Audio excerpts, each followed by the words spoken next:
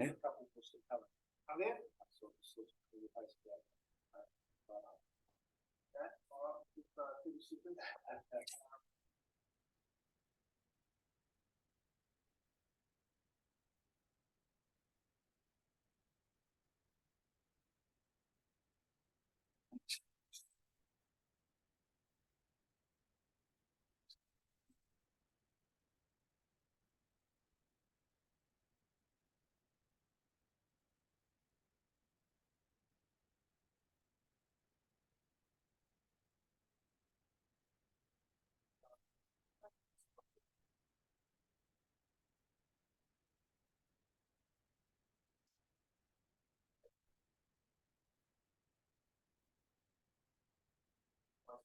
Welcome, alrighty, we will get underway. There's lots to get through today. Thank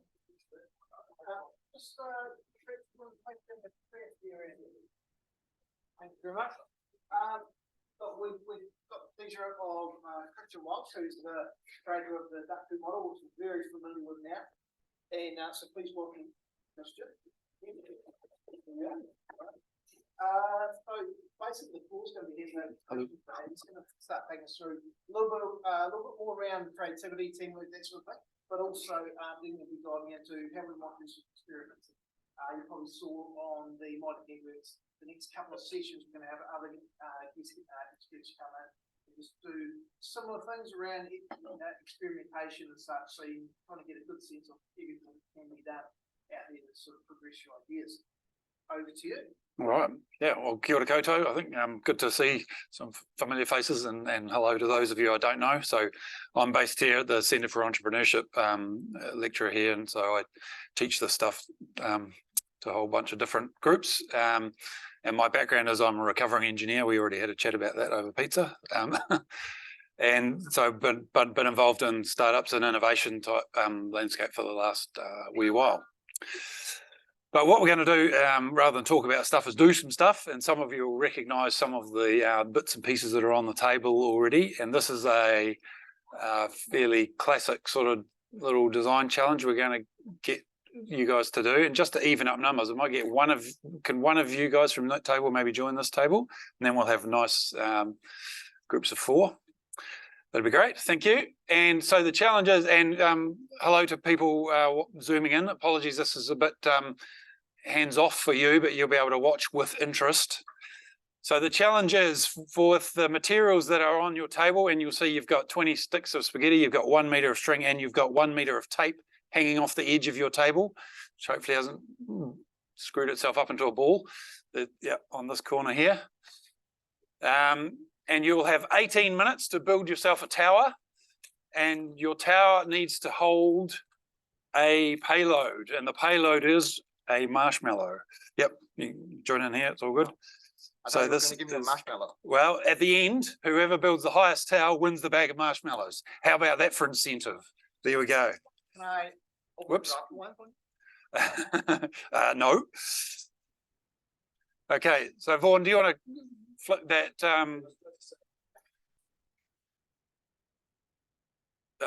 Yeah, just put 18 minutes on the clock and let's go.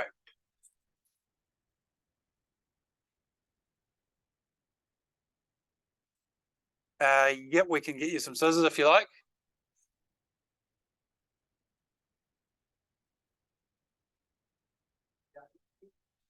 Yep, start her up. Yep. It's all right, just jump through the first couple.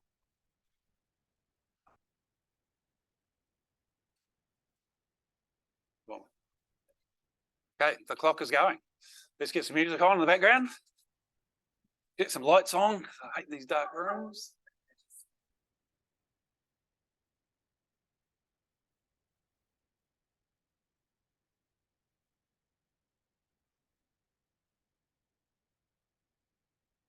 Yep.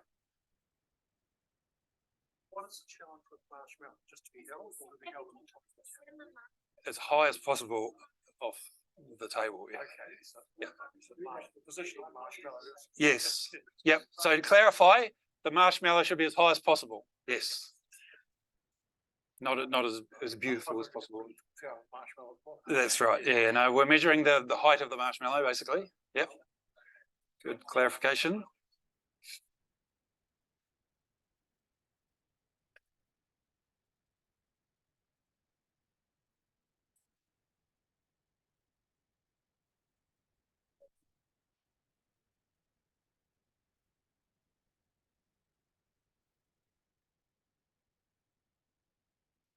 So you've you dropped your string on the floor, just in case you were looking for it.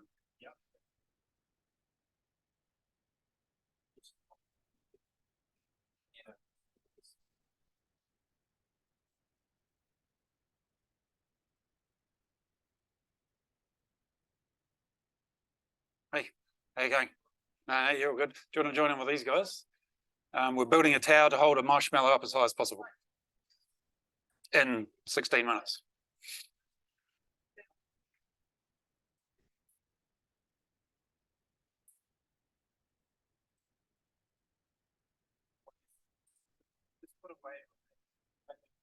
You can even put marshmallow on it. I think it'll be.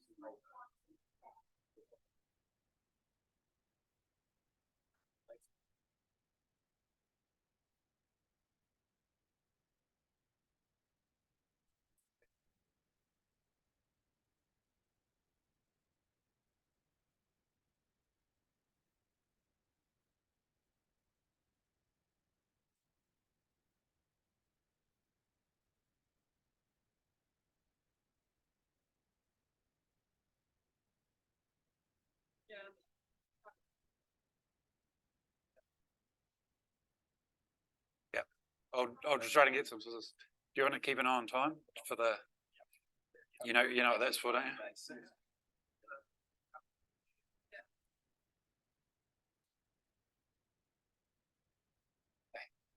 Thank you. Cheers.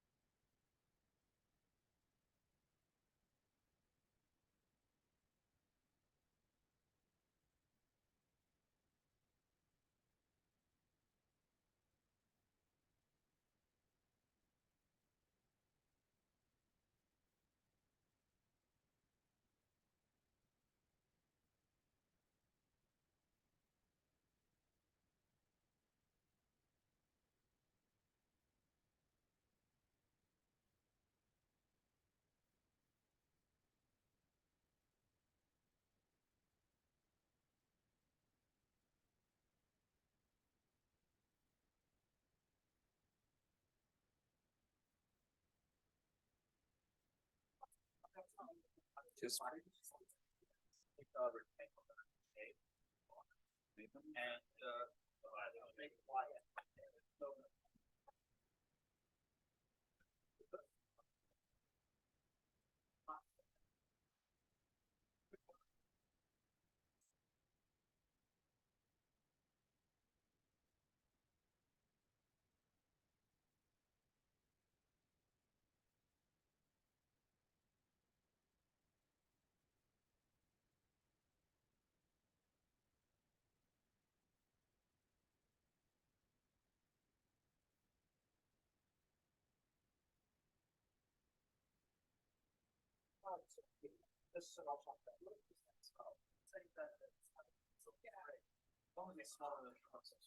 We can start the fire.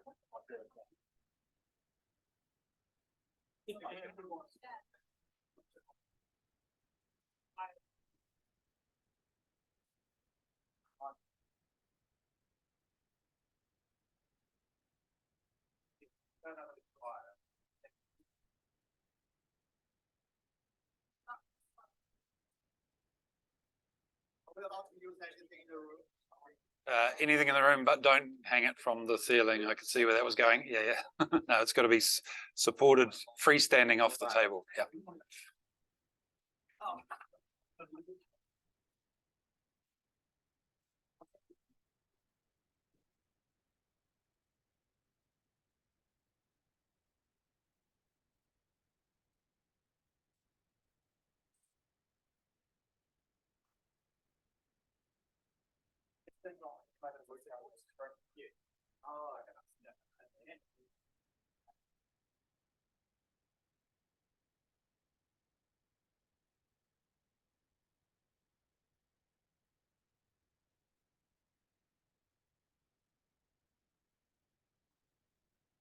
Friends celebrates.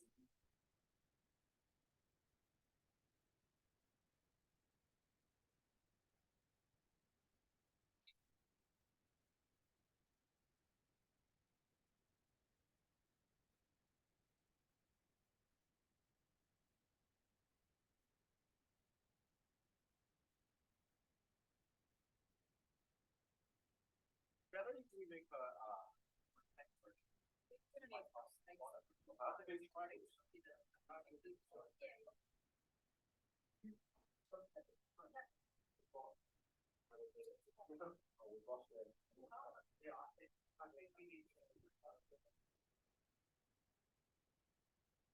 We both. That's all right. Sorry. If you want to get a few shots with that, a few minutes with no music's fine. But you might, yeah, it's usually the last, yeah.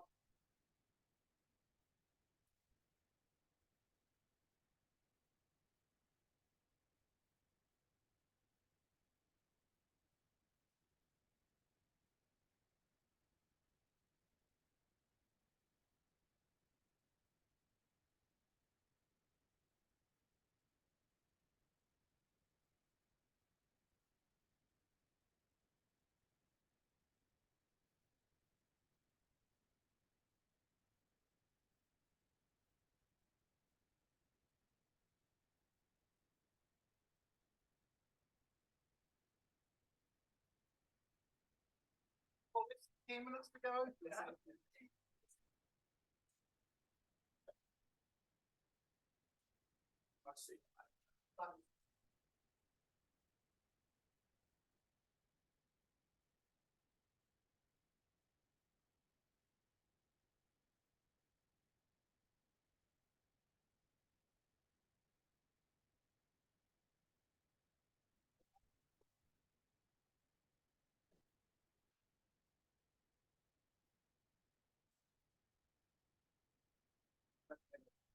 I think we should put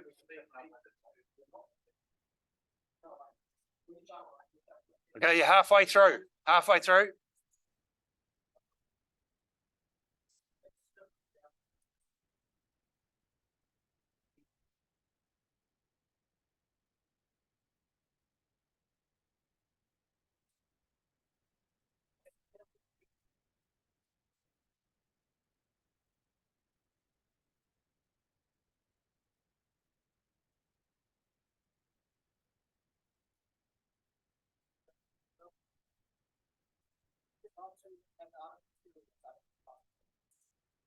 No, just the materials you've got. And it also needs to be freestanding. In other words, at the end, you've got to let it go.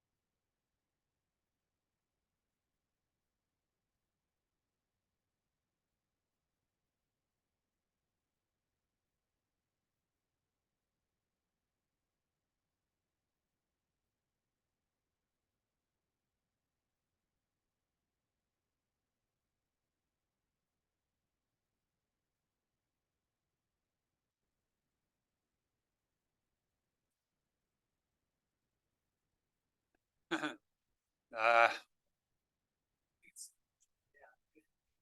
The only one here, have we got any tape where we can straighten this up something? What is it? How do we straighten it up? Needs to be shorter over here. 5 minutes to go. 5 minutes to go.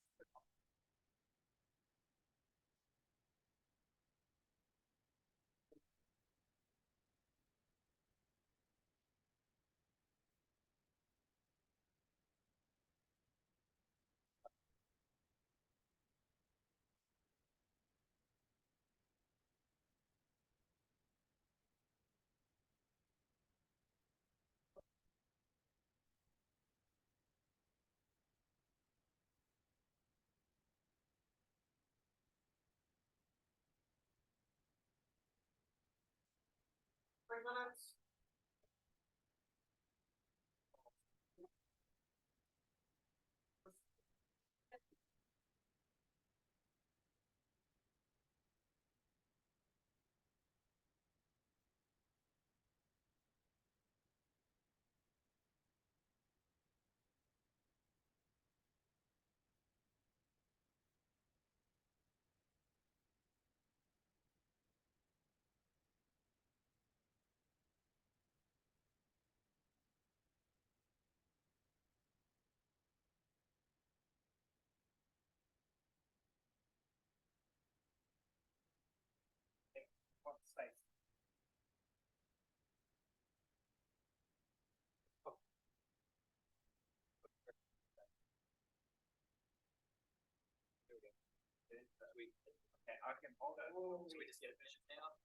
No, 18 minutes is the challenge.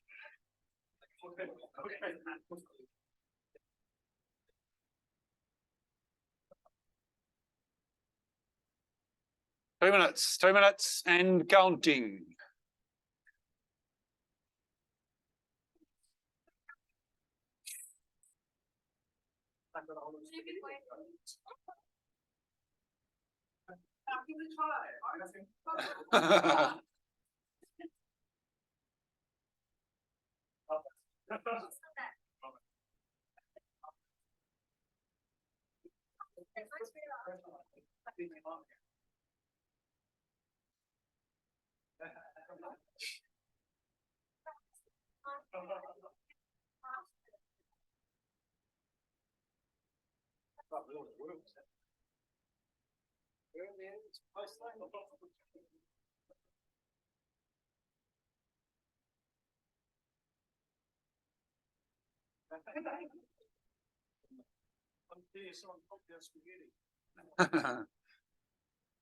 All right, 1 minute, 1 minute.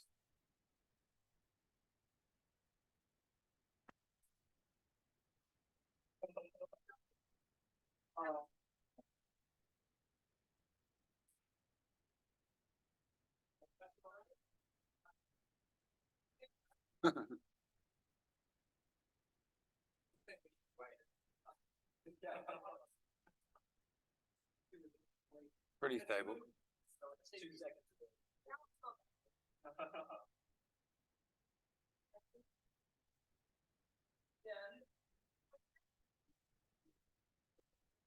All right, 20 seconds.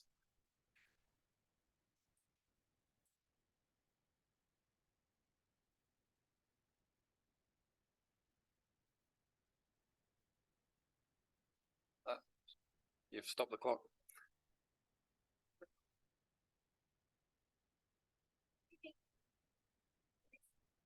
Okay, well, 10, 9, 8, 7, 6, 5, 4, 3. He killed the clock. Okay, time's up. Anyway, well done, well done. This is a really, really good effort, actually, guys. Well done. All right. Maybe we just come and measure you guys first, just because sympathy or just the seismic rating might not quite be there. But. I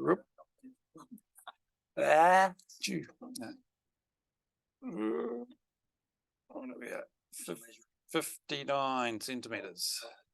Good effort, good effort.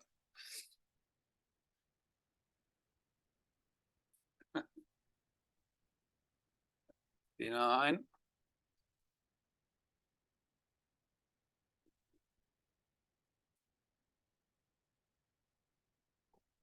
53.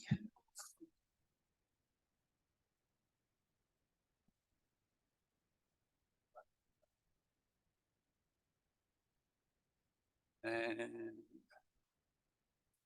actually pretty close. This is actually quite a good effort, I have to say.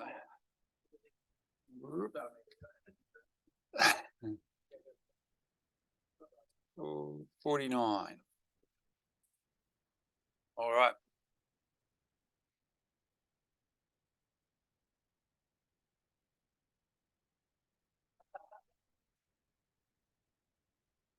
So the big result of the day is congratulations, you guys won there. Yeah. Yeah. I'll let you decide what you're going to do with that one.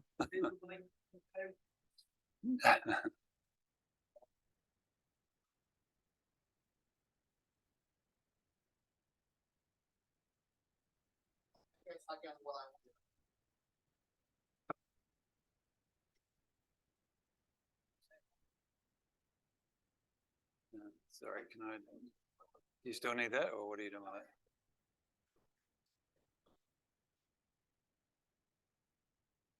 That might not be shared with them either. But anyway, okay. So hang on, I'll just do a quick little calculation here.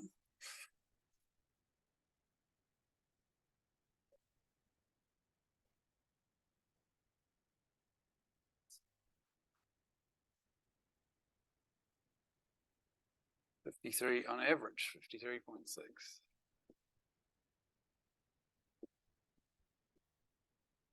Okay, so you guys actually did really well as a group. That's probably the first group I've done this with in ages, where somebody hasn't left it till the last minute and then it collapses in the last seconds. Mostly MBA classes, as David will recognise. But so, what was that all about? Why did we do that when we're starting to think about testing? Actually, just I heard engineering over here, structural engineer, recovering engineer. They got mechanical. No, okay, yeah. Was there a bit of engineering expertise over there in the team? A little bit, yeah. And for you guys, a little bit, yeah. That's right. Okay, no, that's interesting. So. One of the first things, so this challenge has been done all around the world with a whole bunch of different groups, and this is what the results usually look like. On average, it's 50 centimeters. So you guys 53.6 on average as a group. So you did slightly above average, which is really well done. Yep. Well, slightly above it. You'll take that. But the more interesting thing is when we start to break down these and the types of groups that get involved. So are there any lawyers here? I'm not getting at lawyers because that's 18 minutes of billable time. So they're usually doing okay out of this deal. But they do slightly worse than average. Well, that one, we can't see the top because of our screen sharing doodah, but it's architects and engineers do much better than average. Why? They got skills. It's obvious. Yeah. It's about domain knowledge. So in these things, creativity testing, your domain knowledge matters. Okay, so expertise matters. So let's not forget that. But it's only one piece of the puzzle. So the other stuff which happens is CEOs do just slightly above average. Yeah. Okay. CEOs with admin teams do much better. Why do we think that might be? Yeah, maybe, Keep the CEO out of it. maybe, yeah. Somebody come up with ideas and someone else to organise it. Yeah. I think you're getting towards that, and I think it's about the diversity of different way. And it was really interesting. Some of the way you guys all approached it was having diversity in teams actually has an impact as well. So different perspectives, being able to look at things in different ways, actually helps with these type of things. Oh, the other thing I should have said is this is what Vaughan and I were actually keeping track of here, because we'll get to it in probably the next one. Kindergarten kids do really well at this. They actually do slightly better than what you guys did, according to these results. I'm a bit slightly skeptical about some of these. I think are done with US. The marshmallows are a bit puffier and not quite so heavy, but because believe me, I've done that. But I've done this with my own kids. Why do you think kindergarten kids, school kids would do quite well at this? Yeah, maybe, but I think the word you mentioned there was playing with, and that's actually what Vaughan and I were just keeping track of here, sort of on the sly, is the time when you guys picked up the marshmallow for the first time. So usually what happens in groups is there's a lot of discussion, planning and talk, and then the marshmallow sort of gets forgotten about, and it's one of those assumptions that happens at the end, and then often it's within the last minute or 2 minutes that we've got this awesome tower, and then we put the marshmallow on top, and that's when it collapses and falls over. And so that's one of the messes. So it was really interesting to see you guys testing the weight of the marshmallow on the spaghetti quite early, which I think is why you guys got a good result overall, as a group overall. So well done. And that plays to the message that we're talking about today, is about testing ideas, these assumptions. You got to test them early, okay? And that's why generally my MBA class does quite poorly at this, because they're awesome at planning. They'll plan the hell out of this thing. And then, oh, whoops, it didn't work at the end. So experimenting early, testing your ideas is what this is all about. So that's just what we're trying to reinforce with that little exercise. Yeah. Make sense? Any other observations, thoughts? No? All right, cool. So we'll get on to, you happy? Any comments from your side?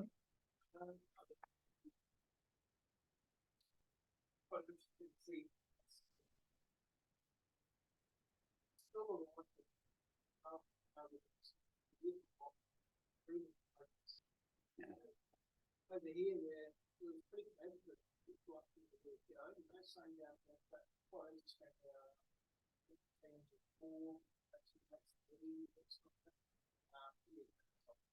Yeah, so well done.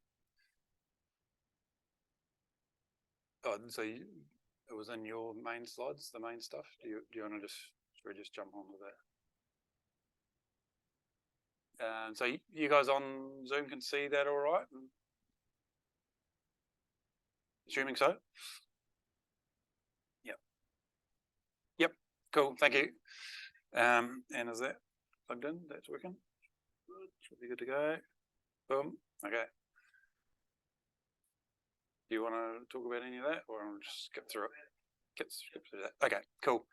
So here we are at this old duck tree model, which looks like you'll sort of recognise, hopefully. And getting into this back end, so I understand you've been out, you've been talking to people, understanding a lot more about the problems that you're playing with and so on. So this idea of, creating lots of different options and then testing them, actually getting out and testing those assumptions is a really important part of this whole process. And we want to be really careful that we're not just confirming what we want to find here. Confirmation bias is everywhere. And so we've got to, even when we're doing this understanding work, we've got to be really careful we're not just hearing what we want to hear. And same in this testing phase, we've got to be careful we're not just testing and getting the results that we want to see, but we've got to be testing and actually trying to test, and how could we make this fail? What would be the opposite of the result we want? What is the null hypothesis, the other? How could we prove this wrong?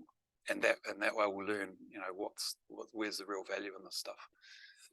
Okay, so just a few, is that going again? No?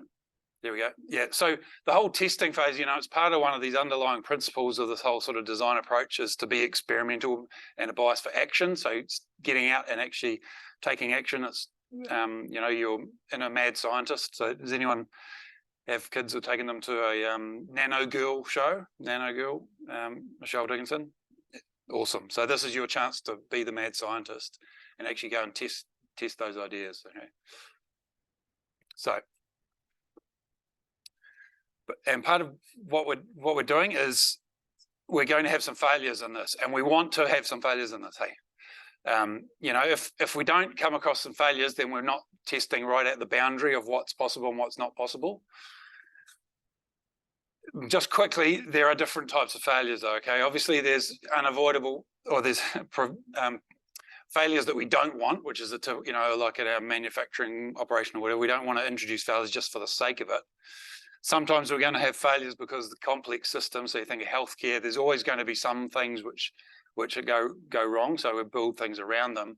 But what we're playing with here is down here in this hypothesis testing and exploratory testing. So we're calling these intelligent failures. Okay.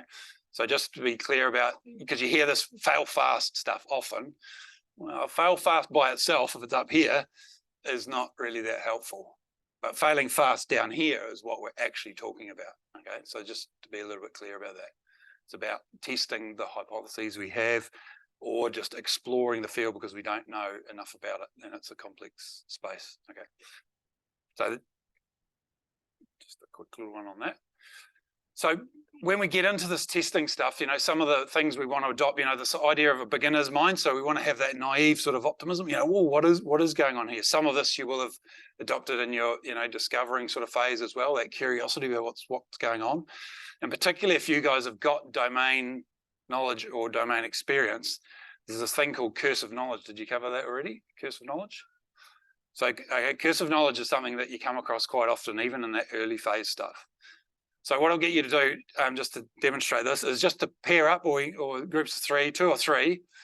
So if you want to join with these guys or whatever. So I want one person to pick a song that you think the other people will know really well. And then I want you to tap it out on the table. And then see if the other people will guess it, okay? So just do it now. Take 1 minute, go. Yeah, so pair up or 2 or 3s is fine.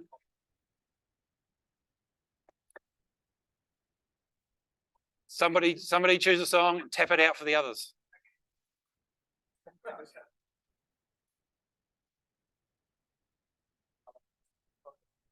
You're the classical musician, this might get complicated.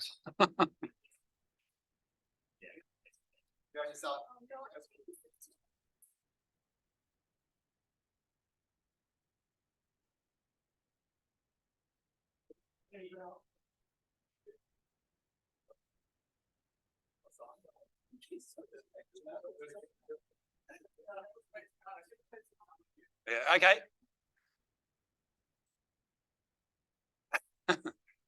All right. Did anybody guess it, basically? Yeah? Was it Happy Birthday? Yep. Yeah, okay. Same for you? Same, Happy Birthday. Yeah, okay. Anybody else have a correct guess?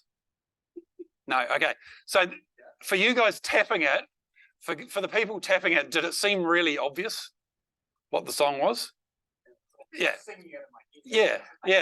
And it seems really obvious. It's like, why can't you get, and so this is the curse of knowledge. So once you understand something, you have experienced something, it's really hard for you to turn that around and think what it's like that somebody doesn't have that knowledge and why can't they understand what I'm talking about?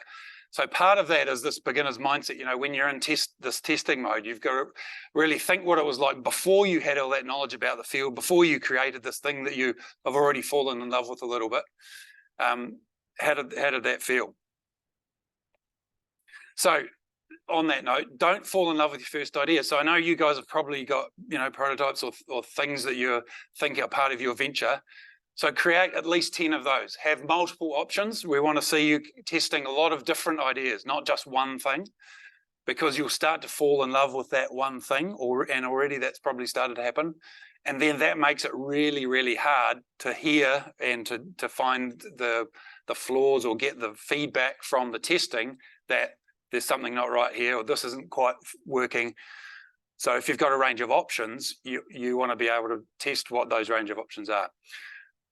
The other reason for doing this, and even if we want to get back to the engineering mindset, the reason for doing this is you want to be looking for what are the set of solutions. So if we're playing with some sort of problem space or whatever, and we've got one solution here, but we actually don't know what would happen if we moved down here or up there or whatever, because what we want to try and do is find out what is actually the range of solutions that we could succeed in or fail in or whatever, and what does that boundary look like?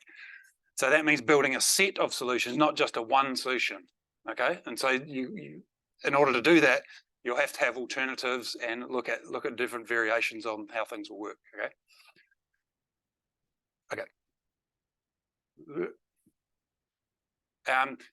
Again, like many of these things, this is quite a fluid state. You've got to be comfortable, a little bit of ambiguity around this. We don't know what the answers are, or we shouldn't do.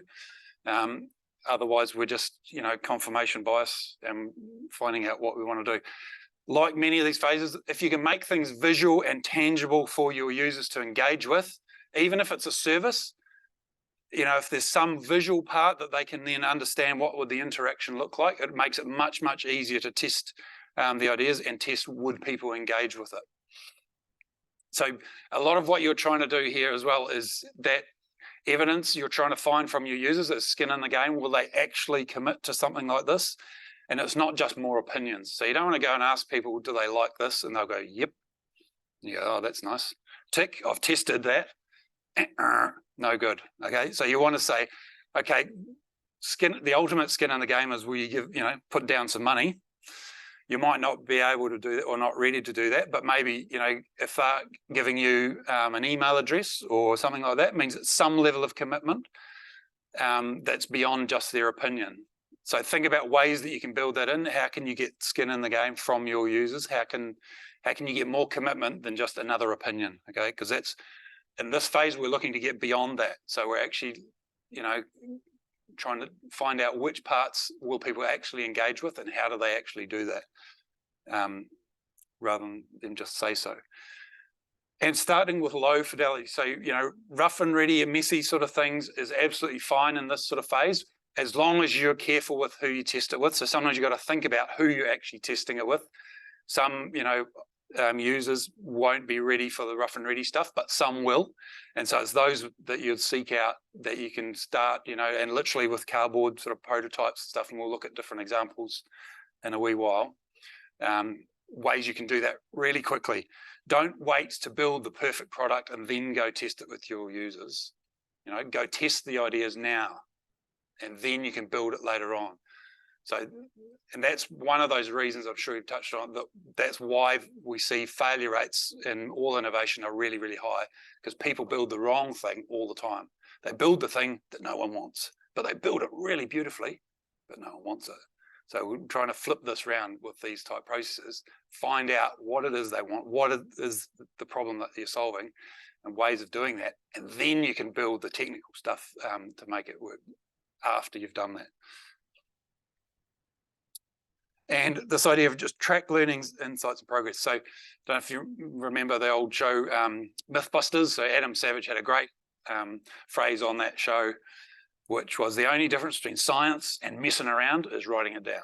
And so a lot of what you're doing in this, particularly if it's that exploratory stuff where you don't even have the hypothesis necessarily, is just track all the data that you can. Find out, what type of people were you engaging with it, why did they do it, when did they do it, what time of day, all that stuff. So the more data that you've got, because then you can refer back to it later on, you'll say, there's actually something a bit weird that it was only on Tuesdays at 2 p.m. that people, engaged with the service. Why was that? And then, that gives us something to actually expand on. If you don't capture all the sort of data around the user behavior and all that, it's hard to go back later. Okay, so that's just sort of some of the underlying principles and things. We won't dig into this much. This is just some results from research to say you're better to test things with other creators. Mid-level managers and organizations are the worst because they're the most risk averse. So they're the ones you might want to go to later on when you've got the product actually developed. But other creators, and people that are in mixed sort of roles are better at assessing, the quality of the ideas you're trying to test. So it just comes back to that low fidelity thing. You've got to be a little bit careful about who you do that with, but don't let that be a handbrake as to not go testing the things. Okay, so here's a bunch of ways you can do that. Some of this will look familiar and some of it might be a bit weird, okay? Some of it will be relevant for your things and some might not, but there will be some of these that you should definitely do, I would say, from what I hear. So lo-fi prototyping. So this is that thing that we talked about, start rough and ready, even with cardboardy bits and pieces. So this is an example. So Case, a friend of ours, former student, who was doing an awesome project for Canterbury Museum about making the experience more inclusive for people with autism. Okay, so he did a whole bunch of research, talked to the autistic community, blah, blah, blah. So getting to this phase, then we were looking at what the transitions between zones look like in the museum. Okay, again, very conservative organisation, very complex sort of thing. We know they've got the whole build going on, but we started with literally little cardboard cut prototypes about a little maze type thing, an idea of slowing down the transition between zones. And this is some of the directors and the architect from the museum, and they could immediately buy into what we were trying to get at, and then why this was the sort of thing that would be valuable. And they actually then let us do some prototypes in the actual museum. So again, we started, real low fidelity, still pretty low fidelity here. So this is in the museum, sort of slowing down a transition phase. So you're giving someone some information about what's coming in this area, what sort of was in the area before, gathering some feedback as we go. And again, okay, so we've gone from cardboard to maybe fancy cardboard, but it's still not, we're still not spending any serious money, but it's just iterating, increasing that fidelity, learning each time as we go. And then eventually we went to an electronic sort of version, which was helping people navigate. And so these were Bluetooth beacons, but again, really cheap, off-the-shelf type approach that you could build yourself. Didn't require development time, didn't require anything. And we're testing this, in situ. So again, just taking the fidelity really low up and just iterating each time. So if we'd sort of jumped to a technical solution, we would have missed the whole point of a lot of the learnings that we got through that early phase process, which is about the assumptions that people make, neurotypical people make about an area that neurodiverse, make different assumptions about. So that was part of the learning. Man, that's annoying. Okay, another example is where Vaughan used to work at the design lab. So for the new hospital wing, we can just about see the building from here. When they were redesigning the ward layouts for the new hospital wing, again, you think of health board, really conservative sort of organisation, but started with real, literally cardboard slabs. What does this layout look like? What are we trying to achieve? What can we learn? How can we test, some of the ideas we've got about having private space, but also then communal space, making people socially connected, but also having their own space and things like that. So this was some of the real early stuff, literally with different beds, different layouts of what the wards look like. Increased the fidelity as they went along, captured the ideas. Eventually, they came into the, the architects were involved in this process, and then they would incorporate that into the models and so on. Again, different options, testing different options all the way through. Captured the design principles that were emerging through the process.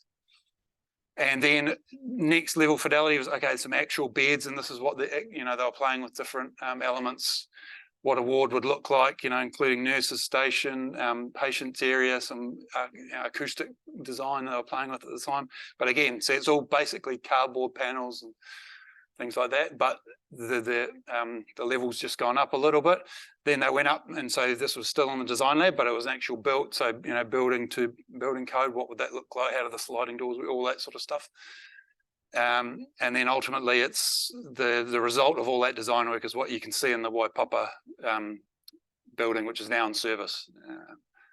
And that's some of what the wards look like without. That was just before the people actually got in them.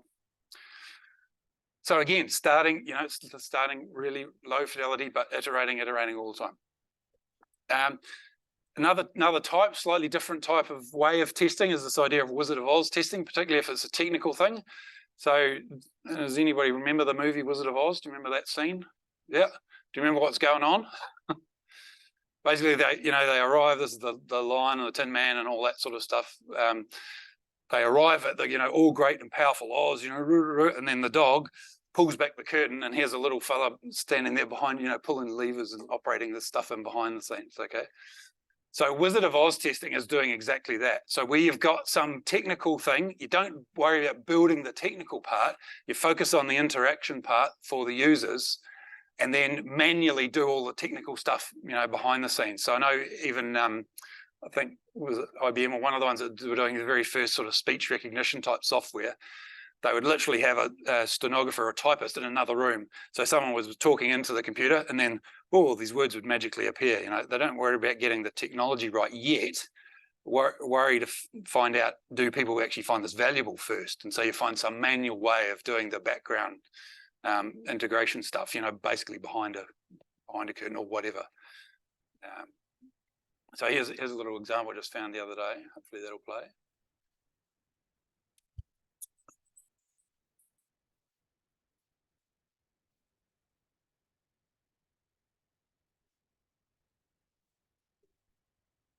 Gestures will control different actions that you'll perform on the TV. You'll make a rectangle with your hands.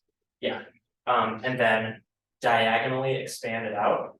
Okay. And so to play, you'll extend your hand out like this, and then pause is the opposite, but you'll start like this, and then you'll slowly close your hand. The same thing. And then expand your hands. Put the video into full screen mode and press play.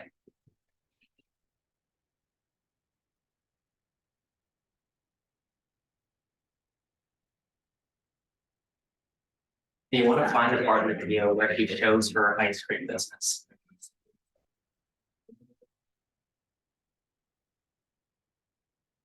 Being a part of the business and being hands-on is very important.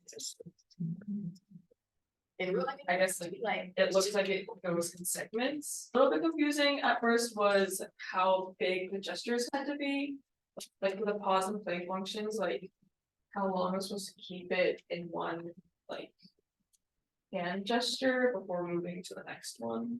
I don't know, I just felt kind of awkward just going like this to play pause. A small confession to make about testing this. Okay. So this gesture system was just Gina trying to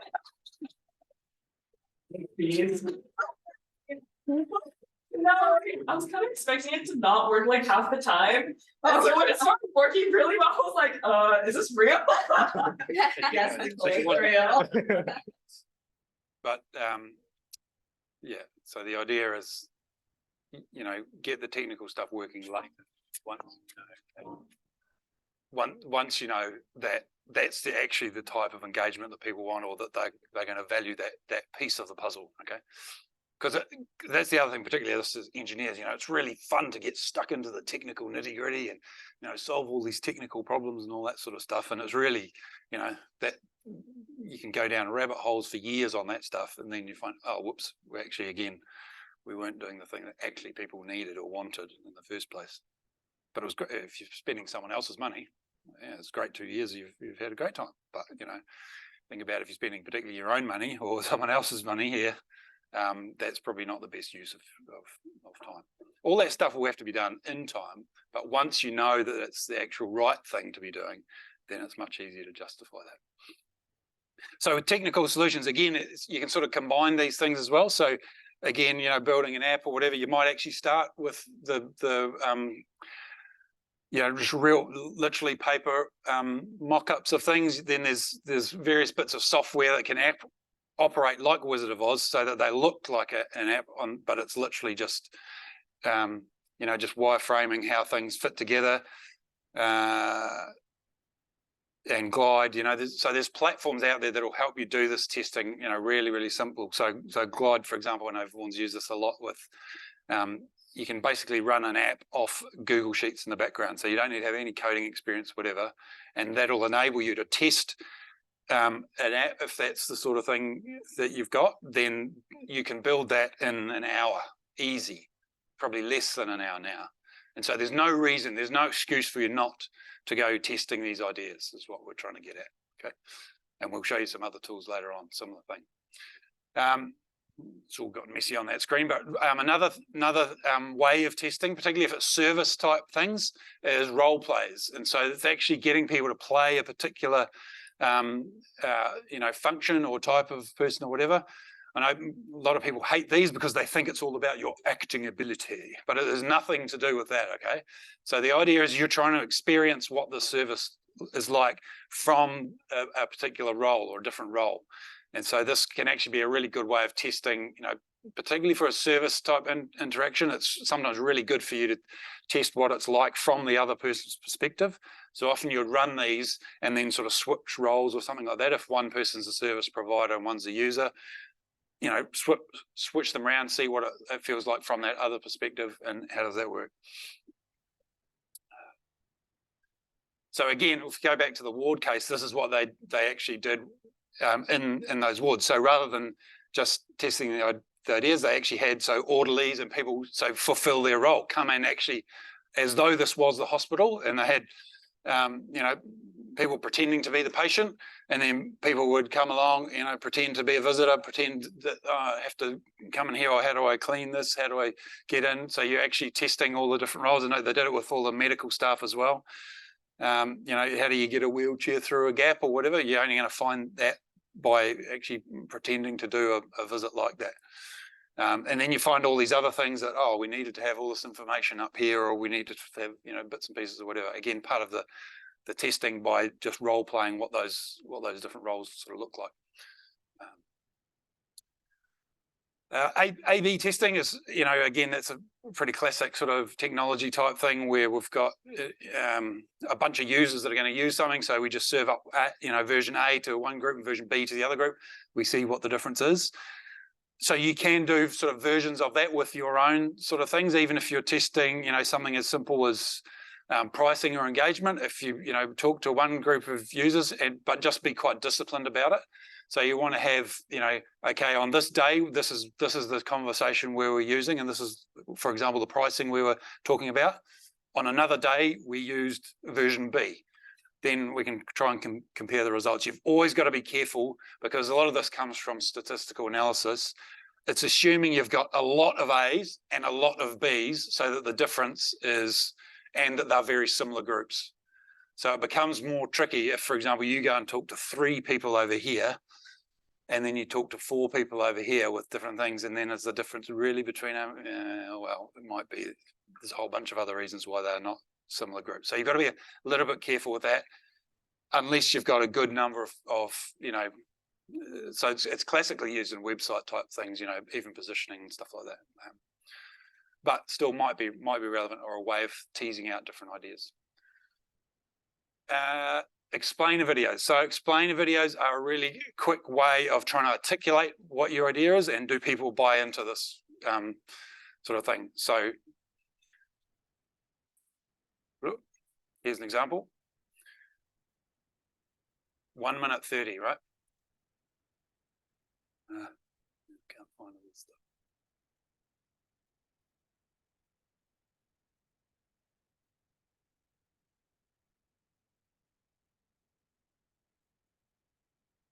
Hi, I'm Mike, founder of DollarShaveClub.com.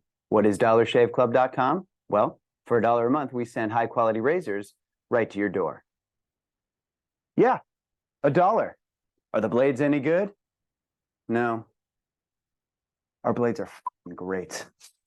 Each razor has stainless steel blades, an aloe vera lubricating strip, and a pivot head. It's so gentle a toddler could use it. And do you like spending $20 a month on brand name razors? 19 go to Roger Federer. I'm good at tennis.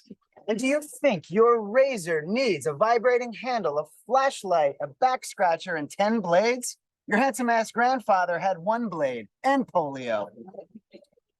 Looking good, pop up. Stop paying for shave tech you don't need. And stop forgetting to buy your blades every month. Alejandro and I are going to ship them right to you.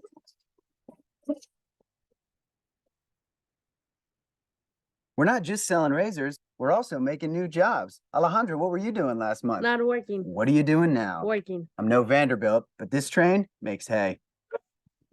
So stop forgetting to buy your blades every month and start deciding where you're going to stack all those dollar bills I'm saving you. We are DollarShaveClub.com, and the party is on. All right,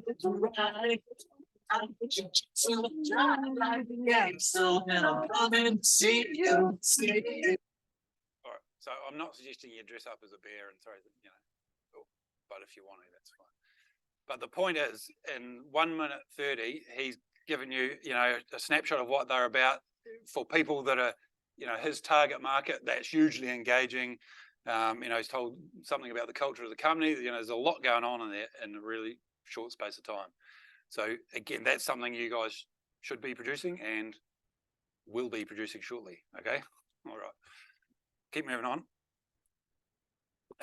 Another version of this, particularly if you're selling stuff already, or if you've got if it's a new sideline for an existing business or something like that, the idea of special menu item. So basically on your menu, you might have something which is quite new, which is the new thing that you're trying to find out if people are actually engaged in, but put it on the menu before you actually have to deliver it. And then if people start ordering it, you can, apologies, we're sold out of that today. We don't have it today. We'll give you, another thing for free. But that's telling you, yeah, people actually want to order this. Again, it's not just opinion. They're actually ordering that off the menu. So again, that's another way of sort of, you might be able to play with that.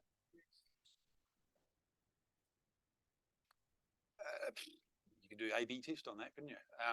I think you've got to be a wee bit careful about some of this and some of the things as well, that you're not selling vaporware sort of stuff.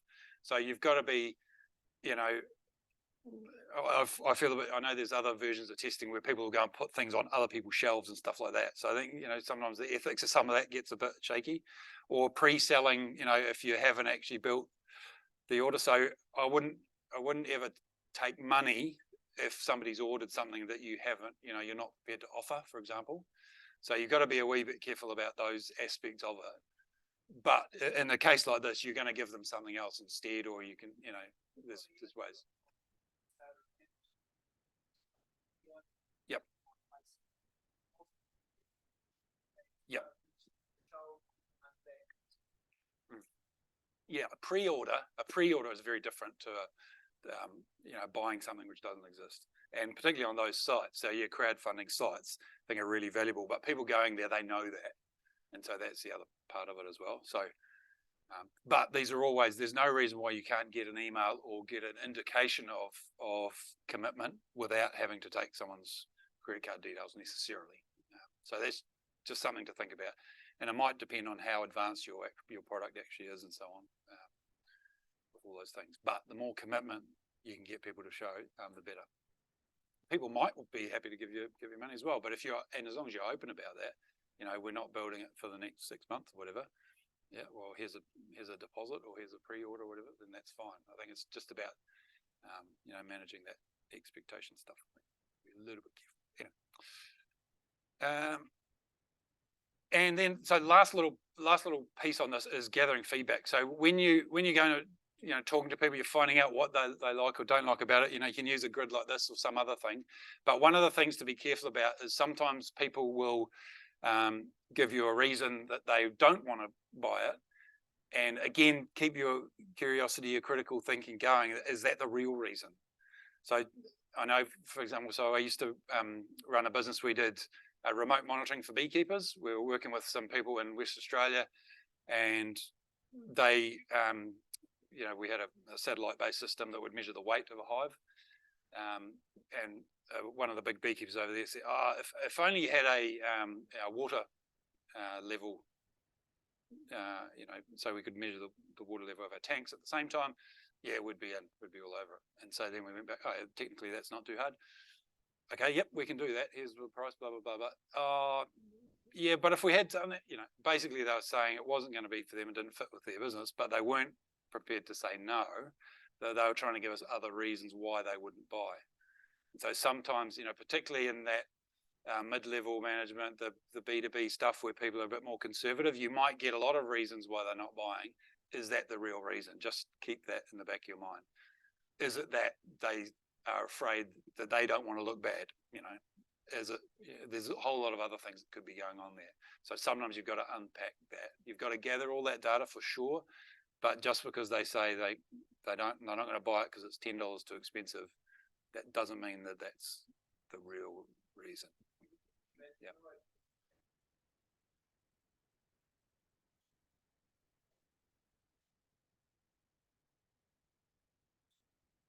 Yeah, exactly. So you can always come back and say, well, yeah, that might not have been right for them for maybe some of these reasons. And again, that's testing the boundary condition. Maybe it's these users and not those users that like that particular element or whatever. Yeah.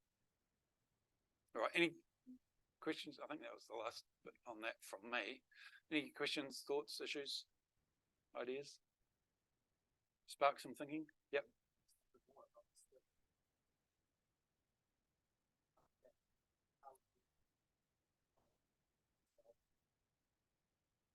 Yeah, so if you've got like I say, usually it's for if you've got some existing offerings and you're trying to test something new, you can add it to basically the menu card, the order card, whatever the equivalent of that is. And then, okay, well, everyone's ordering that all of a sudden, then we're onto something interesting. Maybe we need to develop that further. Or we've got it on the menu because we thought it was awesome. Nobody is buying it or nobody's ordering it, you know, at all. We're obviously describing it wrong. We don't know, or we're not connecting with the user, whatever, you know, things like that. So that, and it's a way of testing beyond opinion again, because people are actually ordering something or they're about to order something. Yeah.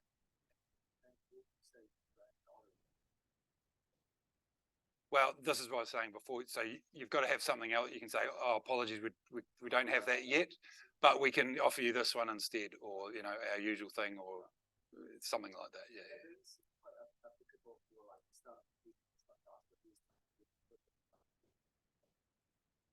That's right. Yeah. So it's more if you've got other things that you can substitute, and you're looking for an alternative usually. Yeah.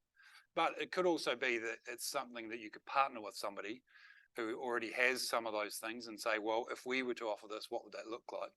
How would you, you know, if you could partner with somebody to say, we can put this on your, you know, offerings, and then let's see if people are going to engage with it or not, you know, and that would be a way of testing that.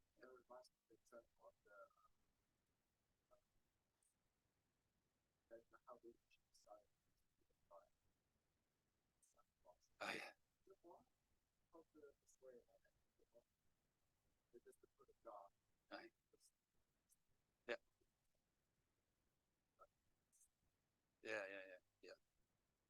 Yeah, that sort of thing. Yep. So get creative with your testing, but do test. Don't just sit in the room and think, oh, this is awesome. This is great. I'm testing it up here. No, go find out and, you know, get people's actual commitment. Okay. So what we're going to do, what do you reckon, half an hour? Okay, we've got a little challenge for you guys. So we want you to produce and explain a video and or website in the next 30 minutes. Okay. Everyone's going, no. Okay, so there's a bunch of AI tools now that can produce some of this stuff for you in seconds. I am not joking. And so I want you to play with them in the next 30 minutes and produce and explain a video in 30 minutes, okay? Where are they going to put them? On the Miro boards or something? Yep. Put a link to your video on the Miro board. So here's a couple of tools to use. Now, I have my notes. Yeah, it doesn't even necessarily need to be, you know, voice to camera type stuff, but I would have a look at Lumen 5. So you might have to sign up, but there is a free version of it that you can produce a video with a series of prompts, things like this. If you want to do the whole website from just some text, have a look at Mixo, I think it's .io. And there's a bunch of other tools in this sort of space now as well that you're getting over the hurdle. It used to be this whole technical barrier of how do I actually produce something so I can go test something. That barrier is gone, okay? literally, we were playing with Mixo yesterday. How long did it take you to produce a website?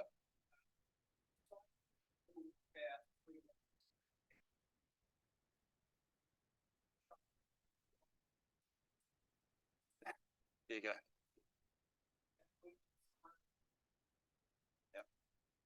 So the Lumen 5 is more of a video specific tool. So if you want to do the explainer video, I would start with that. But have a play with these tools. Literally, we're expecting an explainer video in 30 minutes. Okay. Same for you guys online. Can you? We'll type those links into the chat.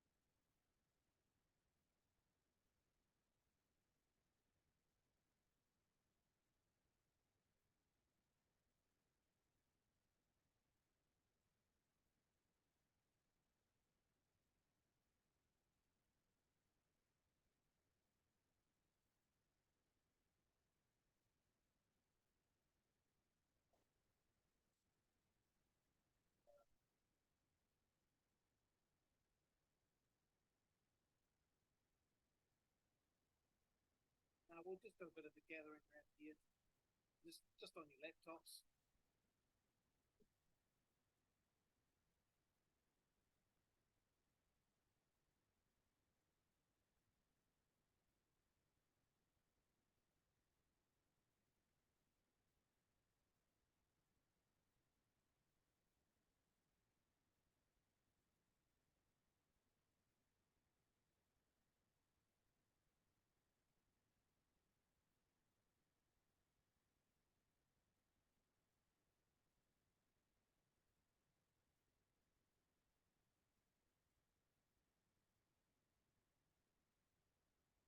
A couple of minutes.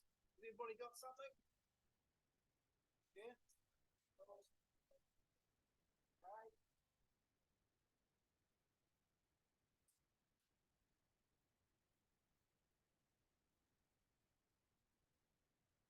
All right. Sorry guys online, this won't be so great for you again. And I'd just say, look, if you can make it in, particularly, well, for every session, but particularly this as well, where it's really about being in person as much as we can. But obviously we'll have the recording for you as well. Main thing is to play around on those tools, search around, try and find some others. I'll put together a bit of a list as well. But it's in testing. So, all right, shall we gather round? Sound good? Okay.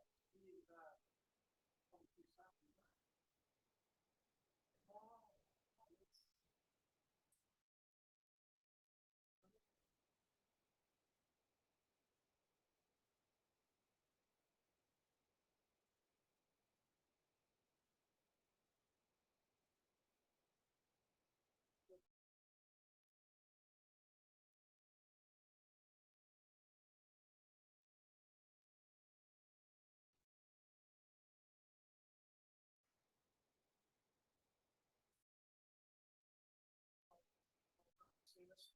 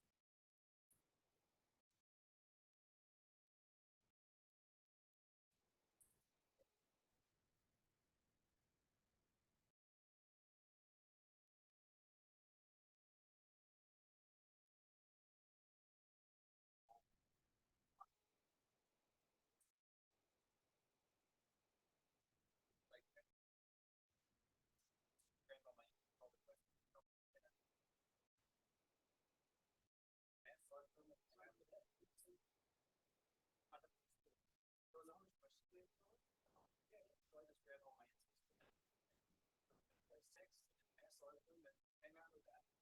That's the first movie to do it. All the pictures and the video, the words, like, the plot is bullshit. Like, very different. And it's what you count. This is people who are right now.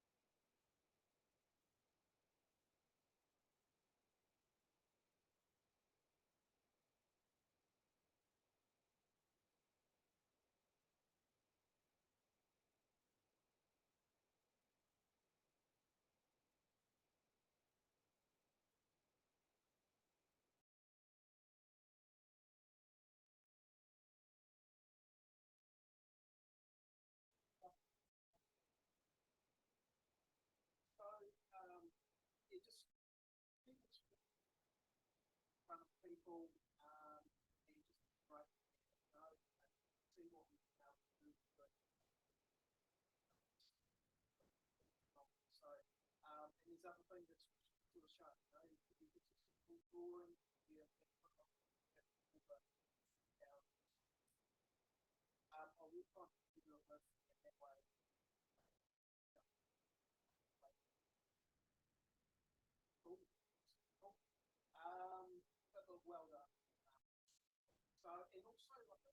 So we want to settle in on maybe explain a video or a tips that might be helpful.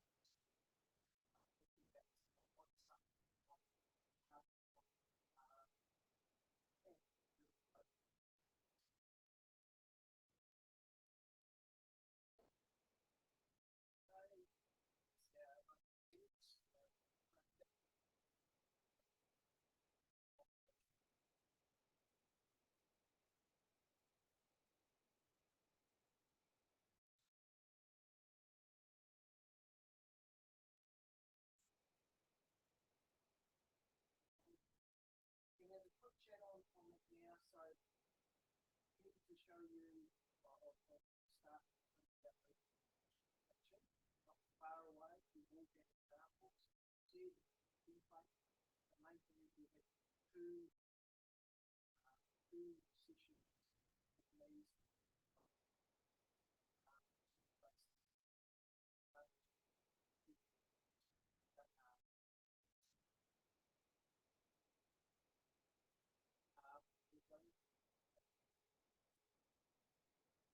This before really clear. Not all of that, but you might trip to the field.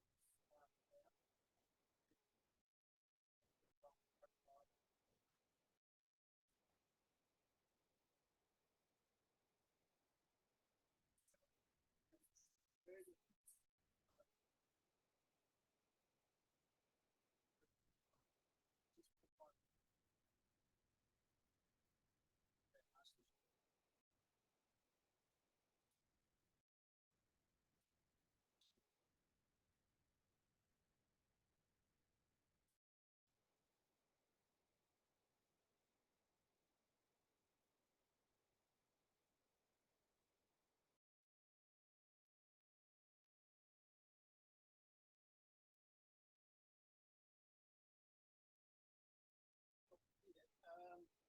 With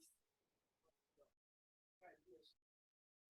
We think Scott is from show quality, but he's been on the idea, but he's been an innovation for in the electrical sector.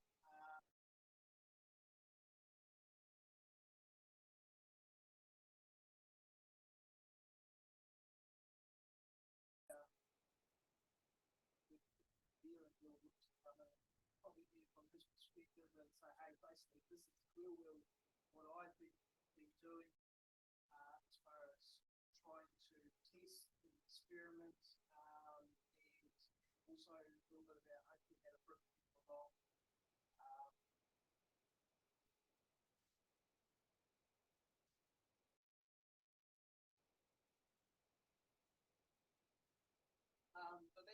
So that's on Thursday again. You, I know you work close to the can, but get there slightly before do the class. Just want to maximise your time with these experts around experimentation, and then we will have another chat who works at Trimble, and so it'll be largely the same sort of thing. He'll be his prototype as well. So you get it from 3 different kind of sources. Effectively, they'll all be very similar to what Christian's sort of saying and I've been saying. It's just 3 different voices who have the same thing. Obstacles, how they overcome that. Or challenge. Experiment. Find something. Find something that you can get across your idea.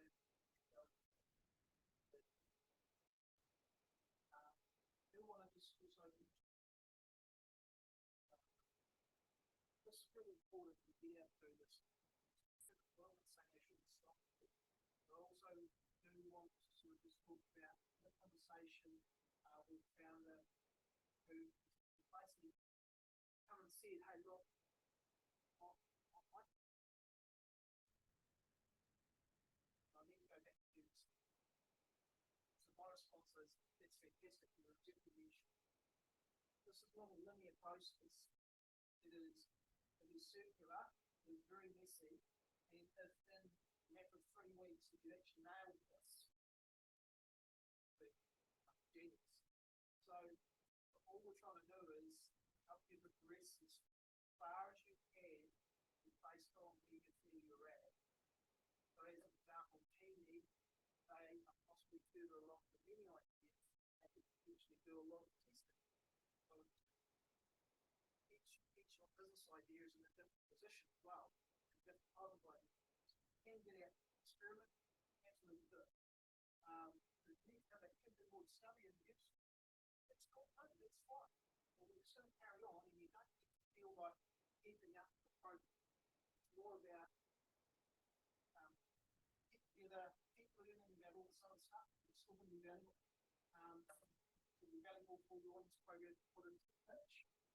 But in terms of your activities, if you feel that you are more suited to coming down here, you don't do it. And again, value proposition, articulating, don't talk to customers, that's experience. But if you move that to an explainer video, you can go and do it, go and do it. Okay? Just don't feel that, oh, you're down here, but I'm here. That's not that at all. It's great that that person recognise that, got some insight from the work that we're doing. Here's one to that. All right, any questions? Right, thank you. I'm looking forward to seeing all this testing. And we'll see you.